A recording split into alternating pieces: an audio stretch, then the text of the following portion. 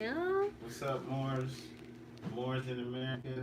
Um, we here. I'm just gonna read some stuff, and maybe you can ask some questions if you want to. You know, it's cool. We'll open it up like that, and yeah. Oh, also make sure you get the Fez Cap. You can go right here to fezcaps.com. You can order it. We sending them out. Been sending them all over the place, all over the country, all over the world. It's hot. You know, this is what you need to do. This is what you need to get for real. And you also need to share this video. So comment, like, share, subscribe, and we're gonna read this document. It's interesting. The 1872 Illinois Religious Corporation Act and the Moorish Science Temple of America. This I'm not doing screen share right now, so just bear with me. I'm gonna read it.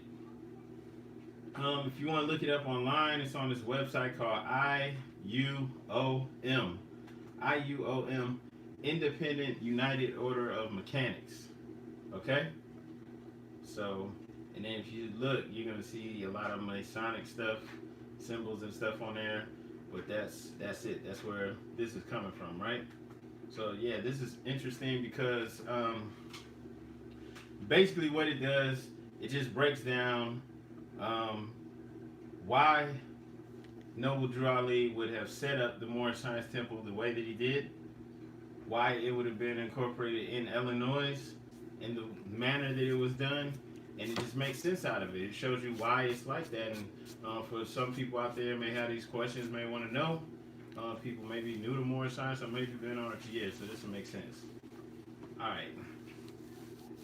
So, okay, yeah. The 18th, so you can look this up too. 1872 Illinois Religious Corporation Act and the Moorish Science Temple of America. Overview. On November 26, 1926, the Moorish Temple of Science was incorporated. Moorish Temple of Science, that was the name back then, was incorporated in the state of Illinois in compliance with an act concerning corporations. This was enacted back in 1872, right? And that's how it was incorporated in compliance with an act concerning corporations. This was conferred by the Illinois Secretary of State Lewis L. Emerson, and this was on 1926. Then 2 years later, May 2nd, 1928, the Moorish Temple of Science started the process of changing its legal type to a religious corporation to further secure its rights established in the American Constitution. The transition process was completed on July 20th, 1928, with the filing of a religious affidavit of organization in the Illinois Cook County Recorder's Office. This affidavit was filed in compliance with 805 ILCS 110. Religious Corporation Act, we just call it RCA from now on, okay? Religious Corporation Act, RCA. So Religious Corporation Act and 805 ILCS 115, Religious Corporation Validation Act. The Moorish Science Temple of America, MSTA, Religious Affidavit of Organization, is commonly referred to as our authority. It is an official legal record of the original MSTA incorporated by Noble Drew Ali, which is currently led by the, currently would be led by the Supreme Grand Sheikh D. Bailey Eel. Okay?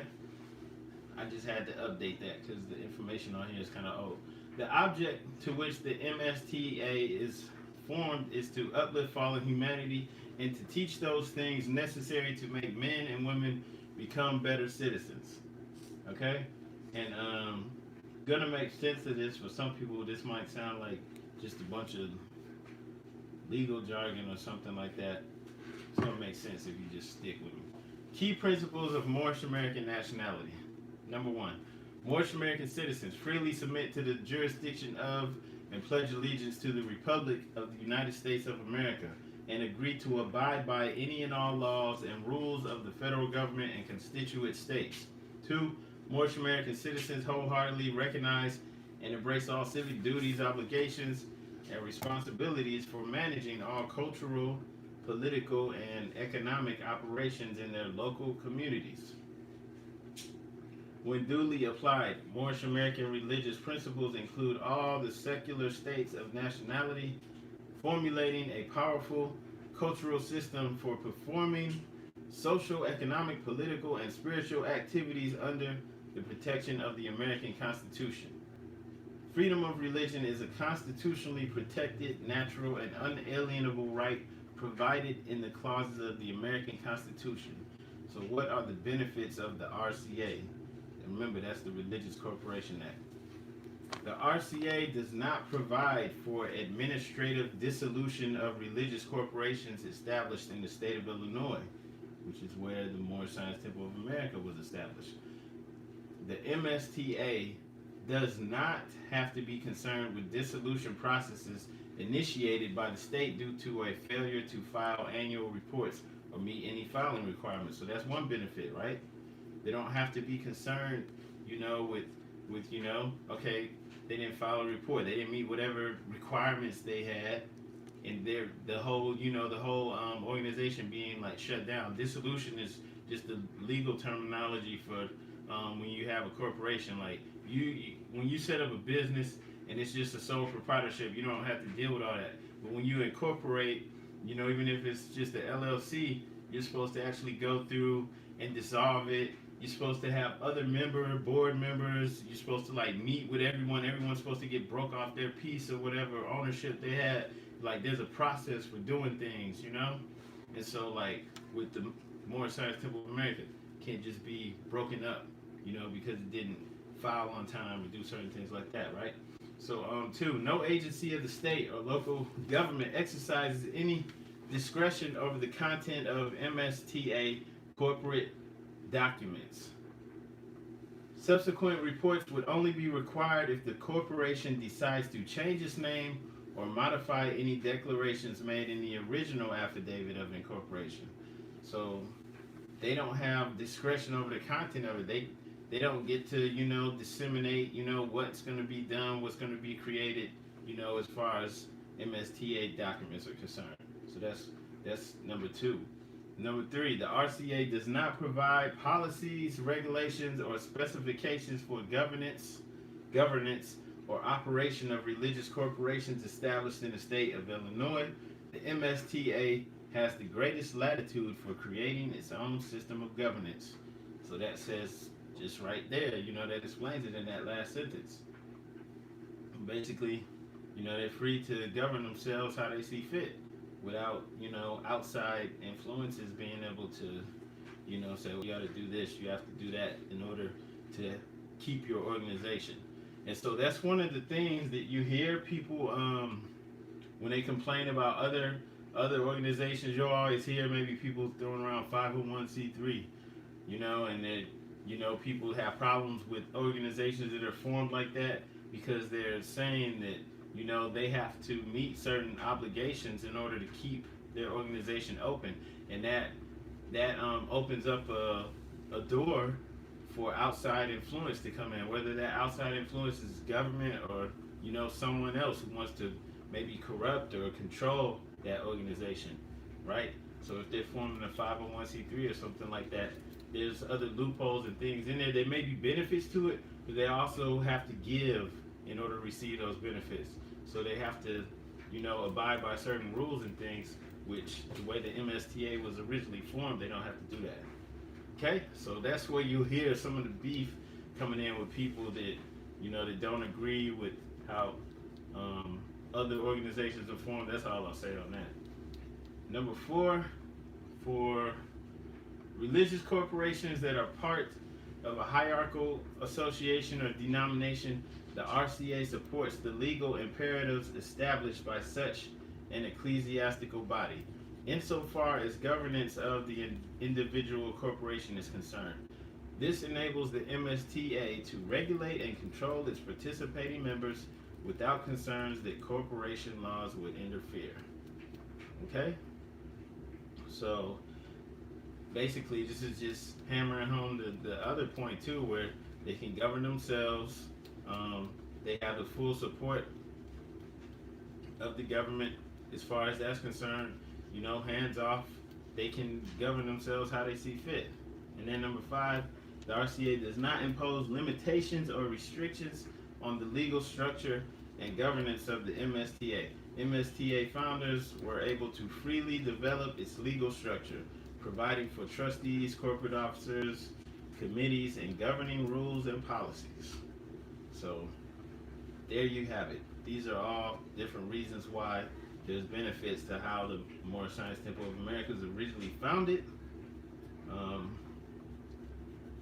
You can actually go to that website and see a digital copy of the religious affidavit of organization, and you can read it for yourself.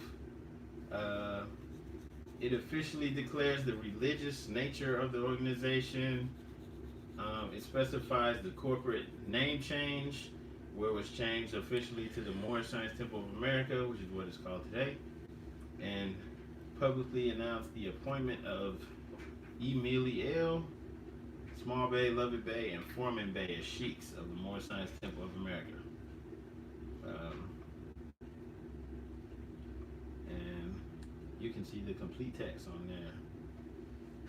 And then this is, I think this document is still at the national headquarters in Chicago. So still have possession of that. What are some questions you wanted to ask? You were asking what's Moorish science? What is Moorish science? Yeah. Does anybody else have any questions? Did anybody type any questions? We got some questions? No. Well, we do, on some of the other videos or comments, people did ask, like, what is Moorish science like? As far as, is it a religion or is it a philosophy? Okay. Someone just asked favorite books. Favorite books. Maybe I'll get to that in a little bit. My favorite books really, like, because just from where I'm at right now at this point in my life, are gonna be like self-help type books, like books that help you realize your own potential. Like I would tell people to look at Neville Goddard. The 40-Day Master System. 40-Day Master System too.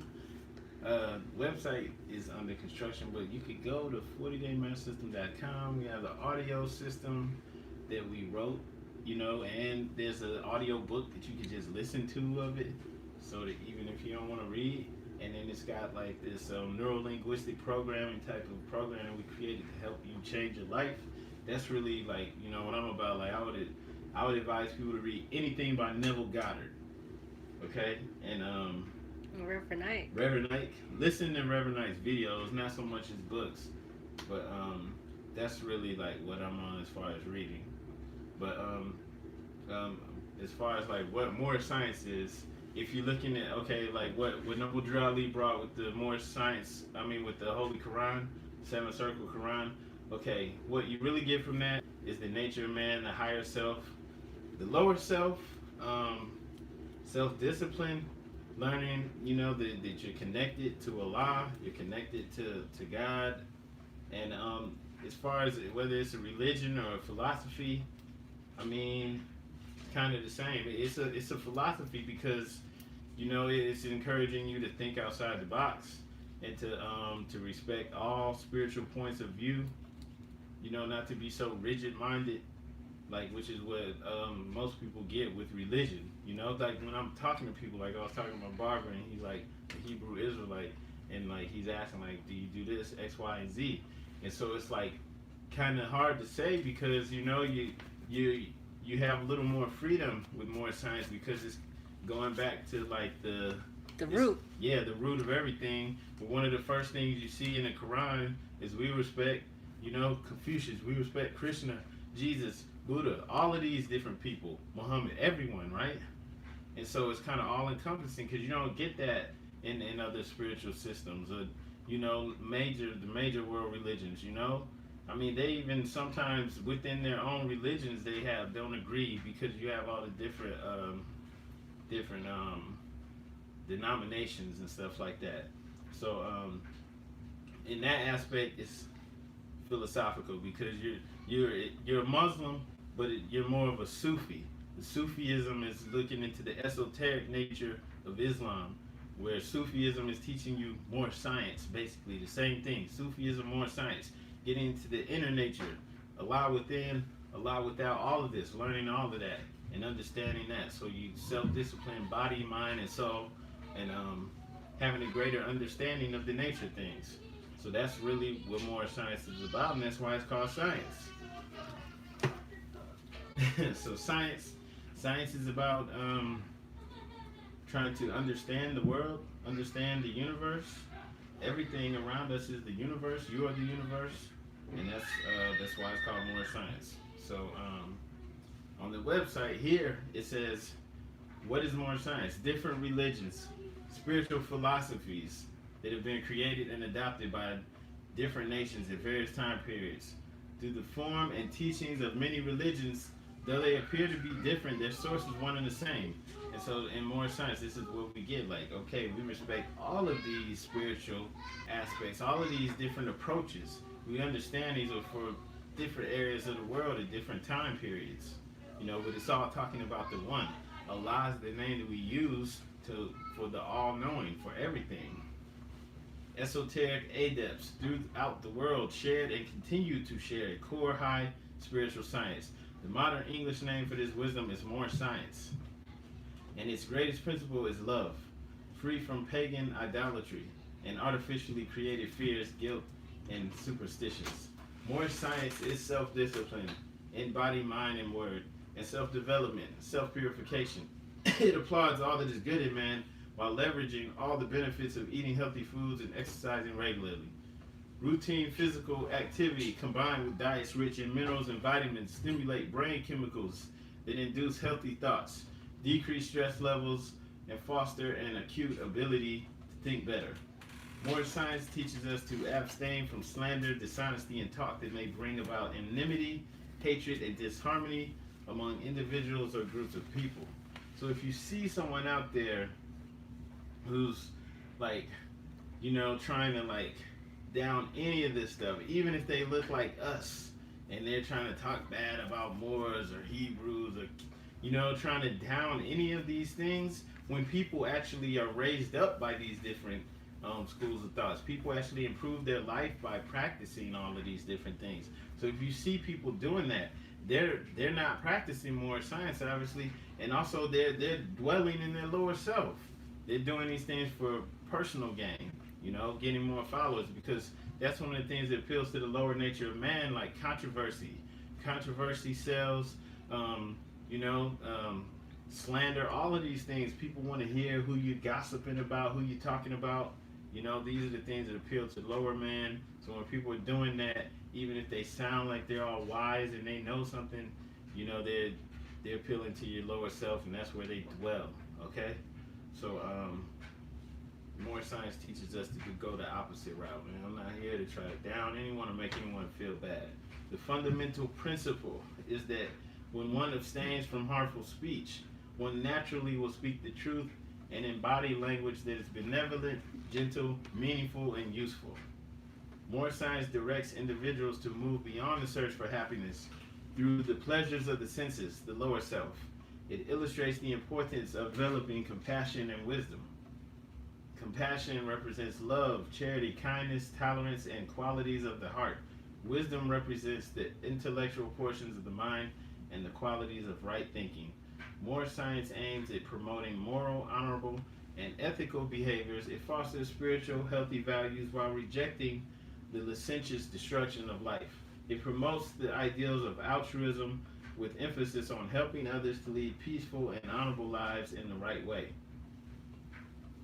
If you study the Holy Quran, this is what you get. It might seem like a long definition of what more science is, but it is. It is what it is. It's the root. It seriously is. It's not just a regular religion. It's a root. It's a spiritual way of life and thought and approach to things, So when people ask your religion, you can tell them you're a Muslim. If you're Hebrew Israelite and you're into this, you're open to it, you can tell them you're Hebrew, you're Jew, whatever you want to call it. You can practice all of these things, because whatever works for you physically, whatever helps you to correct your own things that aren't helping you be successful. Like say you're not eating right, you're not exercising, and say you have other problems in your life. If being practicing the Hebrew way of life, spirituality is helping you to improve those things, do it. And you're more and you're practicing more science. Okay, science. And then if people ask you what your religion is and you're going the Hebrew Israelite way or whatever, you need to say I'm Hebrew, I'm a Jew, if that's how they understand it. Telling them Hebrew, they're not gonna know what you're saying. So I'm a Jew. I'm a Moorish Jew. Moorish Nuwabian. Whatever you are, it's cool. I'm Muslim. Moorish Muslim. Yeah, but it's all up to you. That's the cool thing about more science. Okay, but yeah, for me, like you guys, yeah, we Muslims. So more science is the key, which opens the door to a holistic way of life. It strengthens our ability to uplift ourselves and overcome harmful thoughts of me and mine, selfish desire, cravings, hatred, conceit, pride, and other impurities of a temporary material existence. It reveals the divine force in man, that which is permanent, everlasting, and absolute. So you're not looking up in the sky or somewhere, for this mystery spirit or mystery God. Okay? Let's see. What if you would ask me, this is from the Moorish Holy Quran, chapter 3, verse 14 to 15. If you would ask me what to study, I would say, study yourselves. And when you have studied them, and then you ask me what to study next, I will reply, yourselves. He who knows well his lower self knows the illusions of the world, knows of the things that pass away. And he who knows of his higher self knows Allah, knows well the things that cannot pass away. And so there's more like this in the Moorish Holy Quran. And like I was saying before, it reveals the true nature of man. Reveals your connection to the infinite, to Allah. Okay, and so this is why more and I study this. It's light. It's true enlightenment. And I hope that answers your question. And is there anything else? Yes. A brother had asked, why do we wear the fez and the turbans? What exactly do they represent? And is it necessary to wear it every day in your everyday life? Or, do you just wear it in the temples? And pretty much like, how exactly, is there a certain way you're supposed to wear it? All right. Well, I'll go at the fez because I understand this. Hey, the fez actually represents a whole bunch of things. You have so much information floating on, around the internet. With basically what you get is that it represents the womb. Okay, this is like the umbilical cord. Okay, and like with the fez, with Noble Drew Ali told Moors that when he was alive, you know, not to wear the fez all the time because a lot of people weren't living right. And so he would tell people, if you're not gonna be like, if you're gonna be drinking or doing something like that, don't don't be out there wearing the fez doing it, because you're basically making Moorish Americans look bad because when you're wearing it, everyone is being associated with you at the time. Okay, so it's like when you're wearing a fez, it's up to you. You don't have to wear it all the time. You're not required to, you know. But if you want to put it on, you should look your best. You should be about your best behavior, as far as your appearance and how others will see and perceive you. But you're not like required to wear it. You're not obligated to wear it. There's no obligation. So you know what we see though with the fez, I mean, you actually have like statues that are carved in stone where people have a fez on. You have pictures and paintings, people wearing them, wearing their turbans. So it's like, I mean, the religious and spiritual significance of it is great. It's respected all over the world, so it's like, if you know this, why not wear it? I know just wearing it myself, seeing how people treat me and react to me is like, it's amazing. Like, I don't get negativity and all that. It's also a reflection of me on the inside. Like, I feel good and confident about myself. So people, gonna be like that naturally. But yeah, wearing that fez is different. Like it's all love and respect. So, that's another thing. It's like, why not wear it? You know, if that's what you're gonna get from it, people are gonna see you and treat you differently.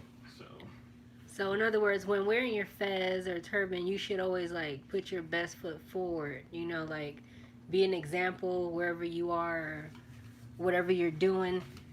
Don't dirty it up. yeah, basically. Is there any other questions? A sister said, how could she become a Moor? All right. As far as that, like, okay, if you're one of the people considered African American, you're already a Moor. He was Now, born what a you Moor. want to do is declare your nationality, and the best way to do that, which you'll hear all types of stuff being said, but if you're asking me, the best way to do that is to find a temple near you and to actually join a temple. Okay, officially, like you could go to mstofa.net, and if you don't see anything on there near you on this locator, just contact them and find out what you can do. You know, and see if there's some divine ministers or something near you that can help you out. But that's the way I would go about doing it. So there is a couple people that said that they tried that and they actually called a temple and they don't know like everybody calls themselves Moorish Science Temple of America and it's not always the original temple. Yeah. So I guess like people don't know how to distinguish the difference and does it matter? Yeah. I mean, I don't want to like down one group over another one. I would just say go to the website mstofa.net. And if you whether you see a temple near you or not, still contact them. With the emails that's on there, and try to find talk to them and work it out. See who's near you. There's going to be somebody, even if there's not one in your state, there's going to be one that probably has jurisdiction over whatever state you're in, so they can help you. There's got to be other options, but that's just what I would offer. Is I'm not going to be like, oh, Washington Moors, don't mess with them or don't mess with them. I'm not going to down anyone. They're Moors. It's all love, it's all respect. We need to unify and work together. So I'm not going to down anyone, but that's just what I would advise. Go to an actual temple and declare your nationality. Okay, but yeah, we are Moors. We're the big secret, and so nobody can make you a Moor. But you want to publicly declare your nationality and get it known that you're Moorish American, that you're not Negro, colored, or black anymore. Cool. That's the best way to go about doing it. Go into actual temple.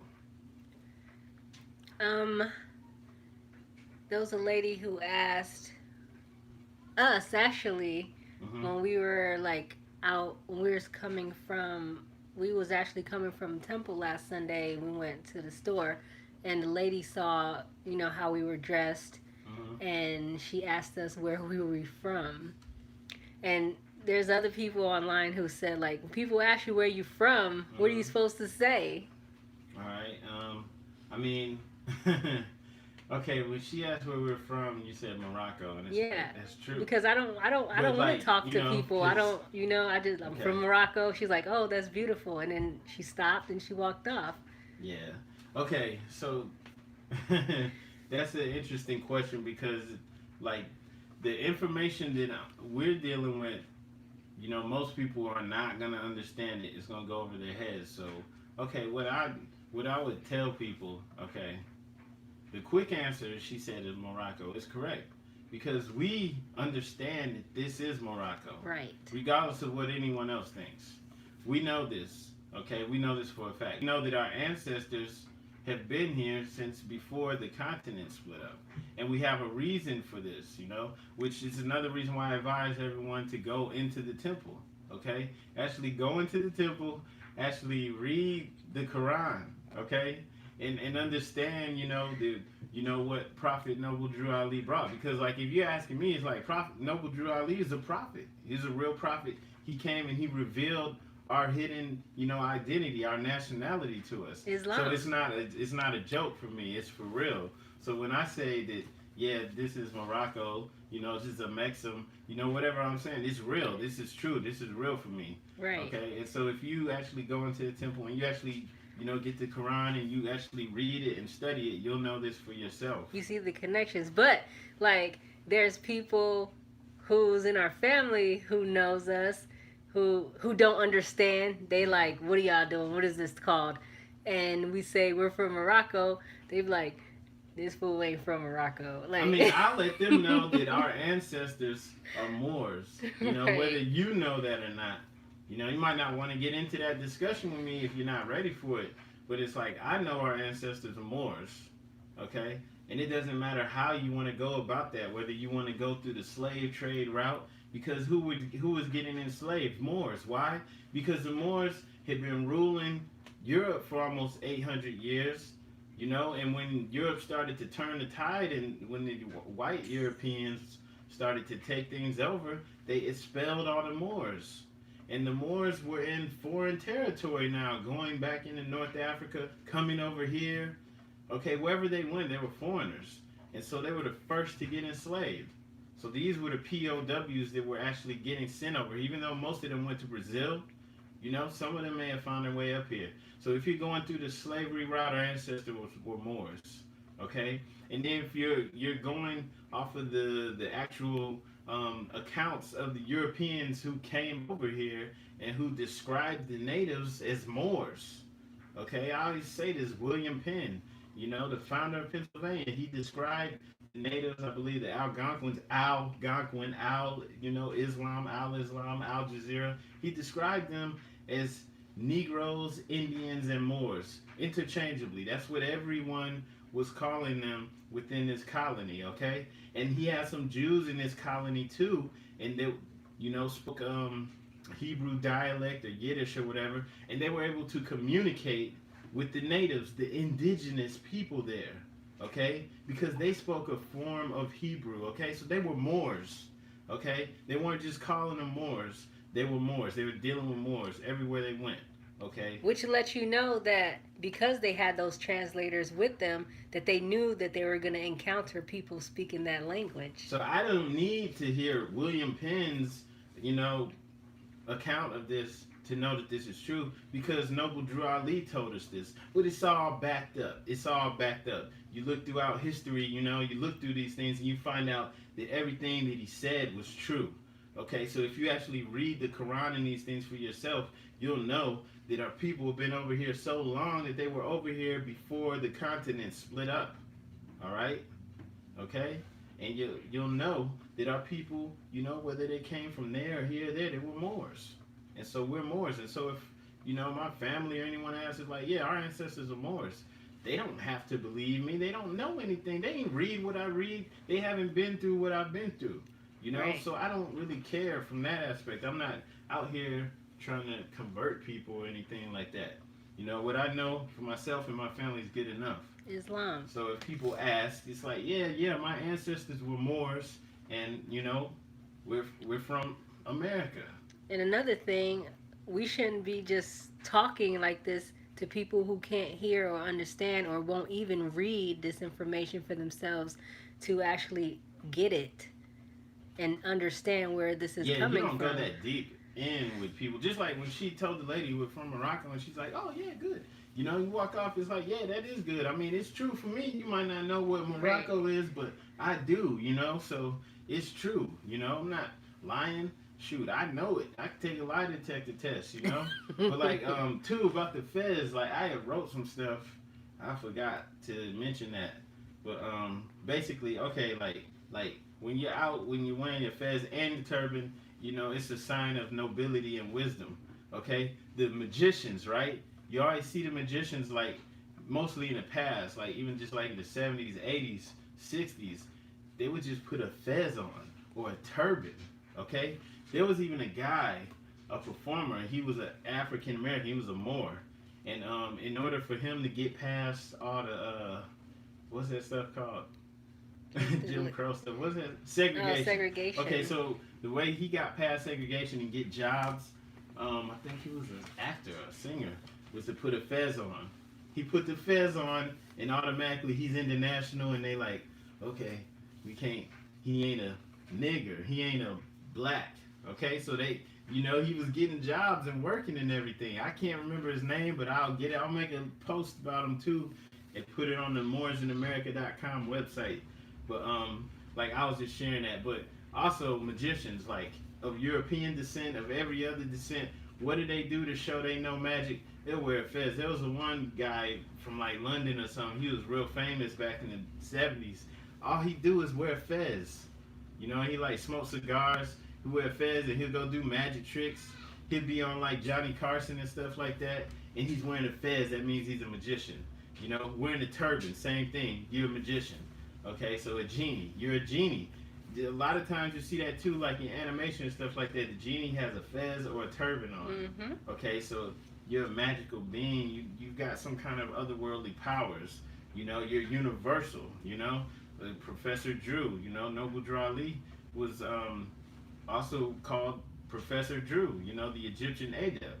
Okay, so wearing the fez. This is like the flattened out version of this is what you get when you graduate from the university, right? The university cap, whatever it's called.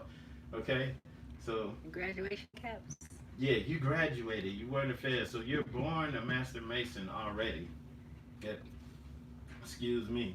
So yeah, and then the shrine is like, they wear the fez. It represents the pyramid, right? The top is flat. The flat top stands for the uncompleted portion of the pyramid. The tassel represents a cable used to raise the capstone and place it where it's needed.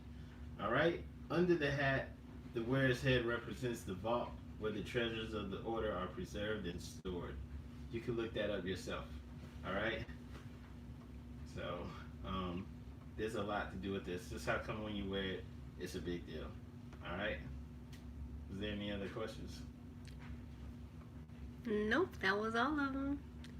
Unless any of our brothers and sisters on live wants to ask a question real quick. Yeah, go to fezcaps.com. You see that? You see that's why the tassel's there is to help raise the capstone back to your head. All right, and then you got the universe under the brim. Fezcaps.com. Get that. We'll send it out to you quick. We send them out like every day, for real. So just go there. You can get it. I'll send it straight to your house. What's up? Nothing else? Nope, nothing else. So bedtime. All right, y'all. Yeah, we gotta go to bed. We're going to the temple tomorrow. So I'm telling you, for real though. Like if you're just sitting on the sidelines. Because you have people like for years, like we've been on this information for years. Like we didn't learn, all of this from growing up in the temple and stuff like that. We didn't even know people, never even saw people wearing a fez, till we were adults, And so I say this to say that like, I get it. I get it with the people who's on the outside who's like, man, the temple ain't done nothing and you ain't trying to join. I get all that. I get it, But I'm saying, like, for real, like, a lot of people, even people who've been on it for years, who have, like, think they know what they're talking about, they'll ask questions that show that you never even studied the Quran, okay? And if you call yourself a Moor and you haven't studied the Quran, can I see one of those? All right, if you haven't studied it, you don't even understand what Noble Drew Ali brought, you're doing a huge disservice to yourself. And you probably shouldn't call yourself a Moor because, like, none of us, okay, no matter what you think, none of us would know about this stuff if it wasn't for Prophet Noble Drew Ali. Like, seriously. Okay? He started the movement, the Moorish Divine and National Movement, and any and everything that came out of it. All right? And so, like, a lot of things, even people who are calling themselves indigenous, I mean, a lot of this stuff came from the Moorish Divine and National Movement, and none of us would be calling ourselves Moors if he didn't come and bring this and establish a movement that grew all quickly, had temples all over the country, and just blew up, had a bunch of members. All right, none of us would know about this if it wasn't for him. So if you're calling yourself a Mormon, you haven't even studied this, all right? I don't. I mean, like, how you not gonna go to the root? You know where it came from, what woke us up, basically. All right, you can't skip that. If you do skip that, you don't have the foundation. And so people ask questions all the time that even if you've been on this for 15 years, if you're asking these basic questions that you should know, it shows that you don't know it, you haven't studied it, you skipped the foundation, okay? So like you should know why we're Moors, you know. I'm not saying this to the people who are new to the information. I'm just saying like you should already understand this. You should know about the higher and lower self and not just all the other information that's floating around online. You should know from here too, so that you can better discern and understand what you're gonna encounter, you know, from all these other sources. All right. Um, that's really what I wanted to say though, because yeah, like there's people who like me, they've been on it for years and they don't know the basics. All right, so that's why I say to anyone like the people who want to know how you can be a Moor and all that. Yeah, I don't care, you know, who you've learned from or who you've been watching on YouTube.